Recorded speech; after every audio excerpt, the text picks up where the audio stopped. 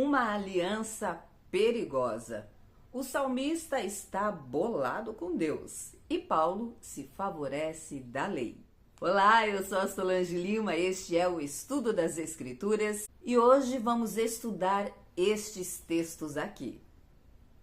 Segundo Crônicas, contextualizando, o cronista está trazendo à memória, contando a história, as pessoas que ficaram 70 anos cativos na Babilônia. Eles foram para lá por alguma razão. E a proposta do cronista é contar a razão. Porém, ele foca na dinastia de Davi, que é basicamente onde tudo acontece.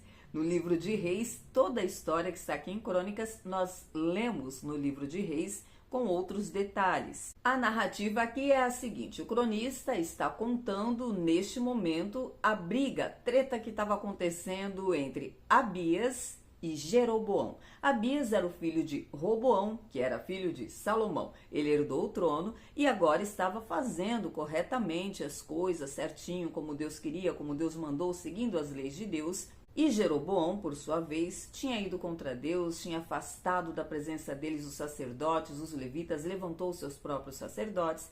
E Abias está aqui neste contexto falando para ele: olha, vai dar ruim, vocês estão lutando contra o Deus de vossos pais, porque eram todos irmãos, Israel e Judá, eram as tribos de Israel. Benjamim e Judá fazia parte das tribos de Israel, mas nesse contexto já havia sido dividido o reino. Era o reino do norte e o reino do sul. Por conta de quem? Querido Roboão, pai de Abias. Foi por conta dessa divisão dos reinos que o povo terminou cativo. Então agora o cronista está aqui narrando, lembrando: olha, só para contar aqui para vocês, foi desse jeito que aconteceu. Vocês não foram parar cativos lá à toa, a história é essa. E está contando a história. Jeroboão não deu ouvidos ao aviso de Abias, tentou uma armadilha, tentou cercar Judá. Deus deu a vitória a Judá, conforme o amiguinho já tinha avisado, e pelo menos 500.000 homens de Israel foram mortos pelo povo de Judá. Abias se fortaleceu, tomou para ele várias mulheres, teve muitos filhos, levantou cidades fortificadas, estava indo de vento em polpa. Até que ele veio a falecer e no seu lugar entrou seu filho Asa, rei Asa. O rei Asa foi temente a Deus, fez muitas coisas positivas, honrou ao Senhor, derrubou os altares, os postes ídolos e teve paz na terra no reinado dele por 10 anos consecutivos. Porque Asa fez o que era reto e bom perante o Senhor. Depois desse tempo de paz, Zerá, um etíope, tentou atacar Judá, Deus deu a vitória a Judá e Asa continuava prosperando. E então o Espírito de Deus veio sobre Azarias, filho de Obed, para falar com o rei Asa que enquanto ele andasse em retidão e o povo de Deus fizesse tudo que agradasse a Deus, eles seriam prósperos, continuariam sendo abençoados por Deus. Se eles buscassem a Deus, o encontraria. Mas, se deixassem a Deus, Deus os deixaria. Ele ficou animado com esta palavra e se libertou de tudo que era ídolo que tinha por ali, as coisas que ainda tinham que colocar em ordem ele colocou, e seguiu em retidão, servindo ao Senhor, fazendo as festas de celebração, seguindo toda a lei mosaica, agradando a Deus. E por 35 anos não houve mais guerra no reinado de Asa. Mas no 36º ano surge no cenário Baasa, rei de Israel, que atacou Judá e fortificou cidades para si. Então o rei Asa, que até então estava fazendo tudo certinho, pegou os tesouros, juntou riquezas e mandou através de mensageiros para o rei Ben-Hadad, rei da Síria, sugerindo que fizessem uma aliança contra Israel.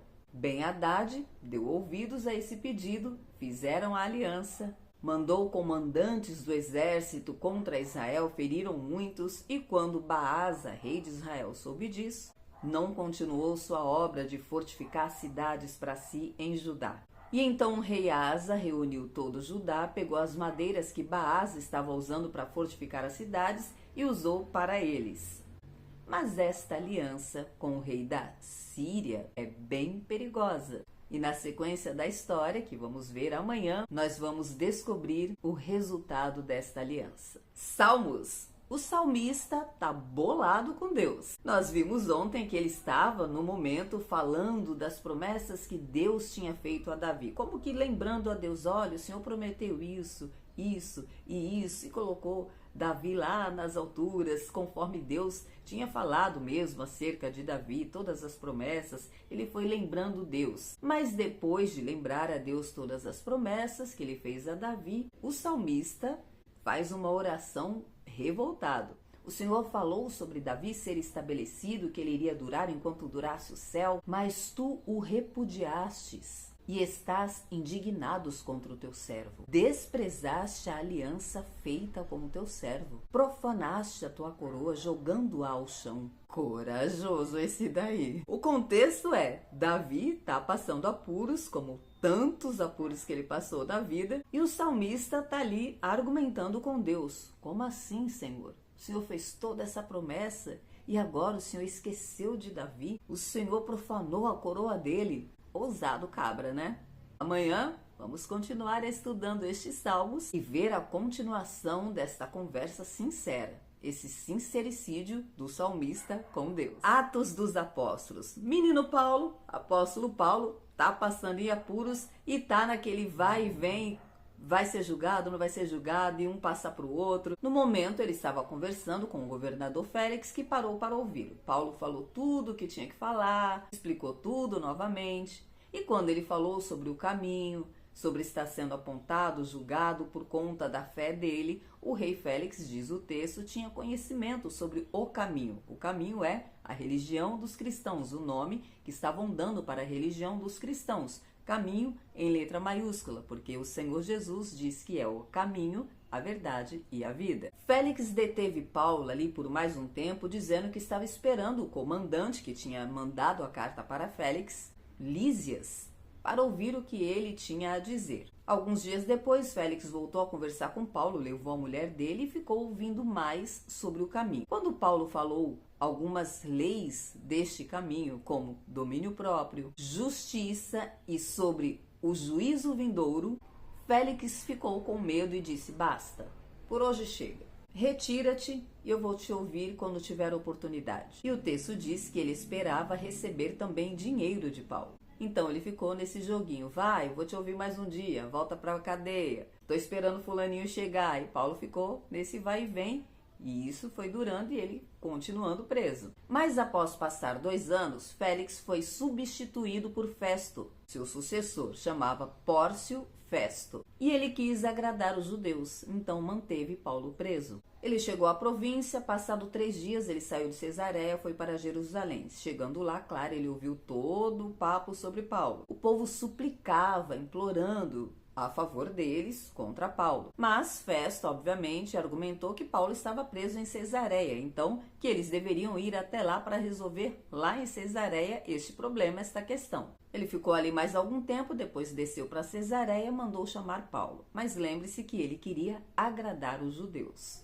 Os judeus o cercaram ali, cercaram Paulo e começaram a acusá-lo de crimes gravíssimos. Paulo então se defendeu dizendo que não havia cometido crime algum nem contra os judeus, nem contra o templo e nem contra César.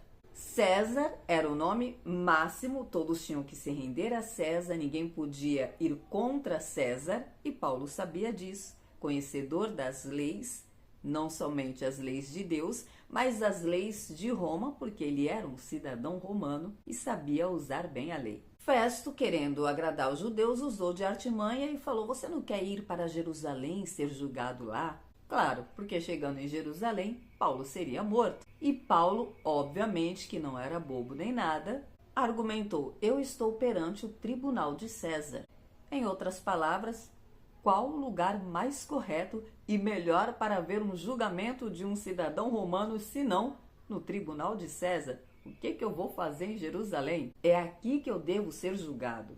Nenhum mal fiz aos judeus, como tu bem sabes. Se, pois, eu fiz algum crime que seja digno de morte, eu não me recuso morrer, mas que eles provem. Se não há nenhuma prova, ninguém pode me entregar a eles a fim de agradá-los. Ali ele já deu uma cutucada no amiguinho que queria agradar o povo judeu. E aí, Paulo bate o pé, dá a carteirada mais uma vez e mostra que conhece o seu direito e diz: eu apelo para César. Então Festo, depois de falar com o conselho, tomou sua decisão e respondeu a Paulo: apelaste para César irás. E amanhã vamos saber como continua essa história. Tá melhor do que série, não tá não? A seguir cenas dos próximos capítulos. Então, eu te espero amanhã aqui, se Deus disser que sim.